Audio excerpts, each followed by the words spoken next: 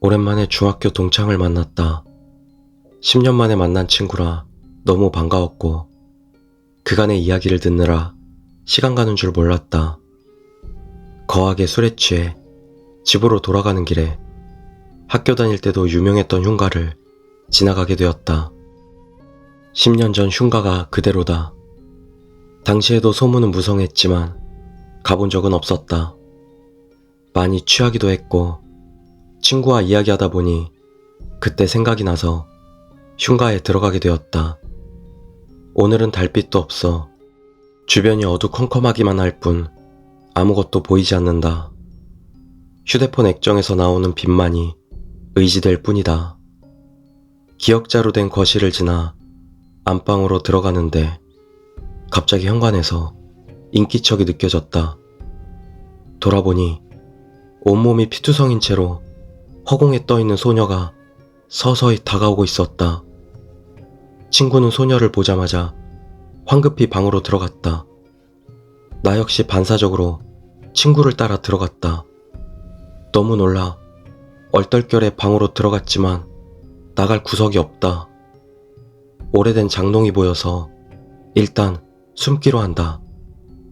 귀신이 장롱 너머로 있을 것만 같다. 불안해하자 친구가 괜찮다고 이야기해 주었다. 그런데 갑자기 휴대폰이 울린다. 친구다. 야, 너 지금 어디야? 나 밖으로 도망쳤는데?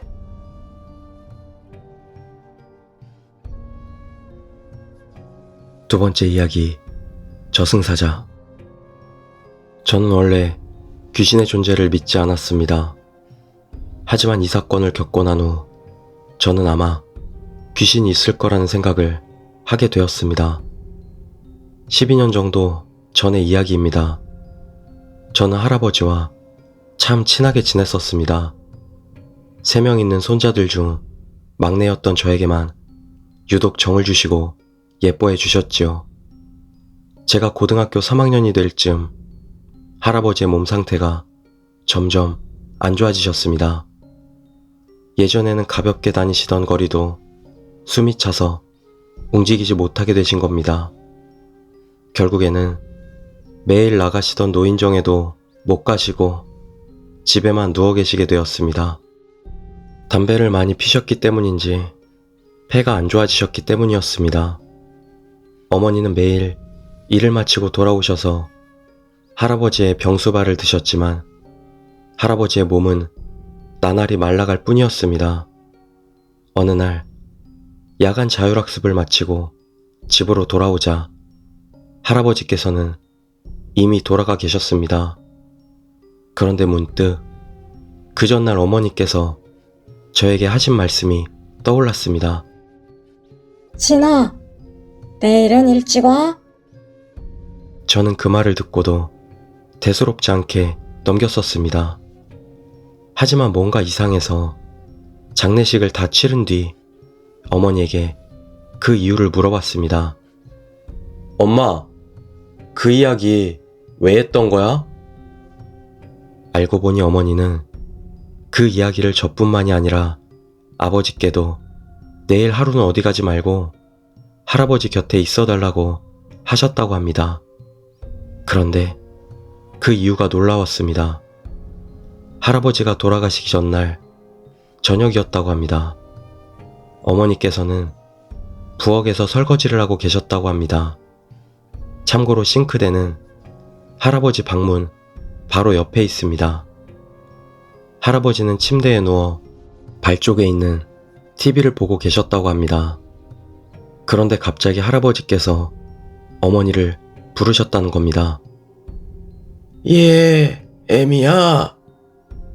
소리를 듣고 어머니가 할아버지 방으로 들어가자 할아버지께서는 발쪽 침대와 TV 사이를 손으로 가리키셨다고 합니다. 예, 애미야. 저기 사람이 서 있네. 누구니? 무슨 사람이요? 저기 사람 한 명 서서 나를 보고 있는데. 하지만 어머니에게는 아무것도 보이지 않았다고 합니다. 어머니는 이상하다 싶어 가족들에게 말을 하셨던 것입니다. 어머니는 그게 저승사자라고 생각하신 거죠. 지금도 저는 그것이 저승사자인지 아니면 다른 무엇인지 잘 모르겠습니다.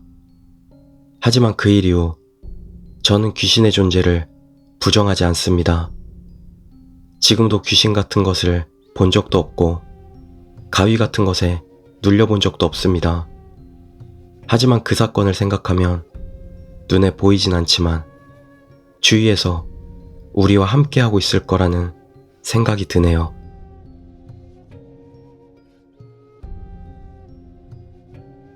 세 번째 이야기, 영안실의 밤.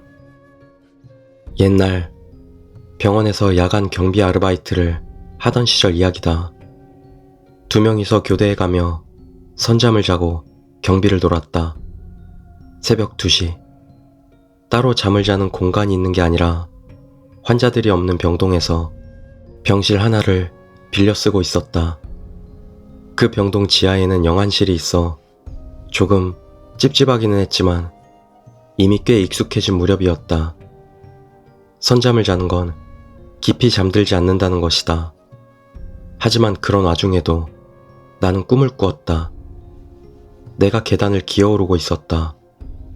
잘 움직이지 않는 몸을 구불구불 움직여 질질 계단을 기어오르는 꿈이었다. 나는 꿈속에서 멍하니 여기다 싶은 방을 향했다. 본 적 있는 방이다. 지금 내가 선잠을 자고 있는 방. 그 순간 나는 눈을 떴다. 이마는 땀으로 흠뻑 젖어 있었다. 정말로 의식이 깨어있는 것처럼 느껴졌던 꿈이었다.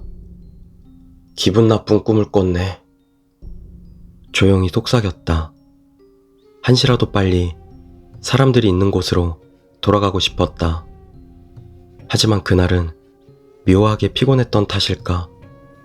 나는 스스로도 알아차리지 못하는 사이 다시 잠에 빠지고 말았다. 그리고 쾅 하는 철문 소리에 눈을 떴다. 순간 무슨 일이 일어난 것인지 알 수가 없었다. 분명 누워 있었을 터인데 어째서인지 나는 서 있었다. 깜깜한 가운데 어슴푸레한 빛이 둘 보인다. 나는 영안실에 있었다. 아까 들은 소리는 내가 들어오며 문을 닫는 소리였던 것 같다. 눈앞에 보이는 침대에는 시신이 한 구 누워있다. 아무래도 나는 불려온 것 같다. 혼비백산에서 나는 사람이 있는 병동으로 도망쳤다. 나중에 듣기로는 그는 그날 밤 죽은 사람이었다고 한다. 병 때문에 양 다리를 잘라냈었단다.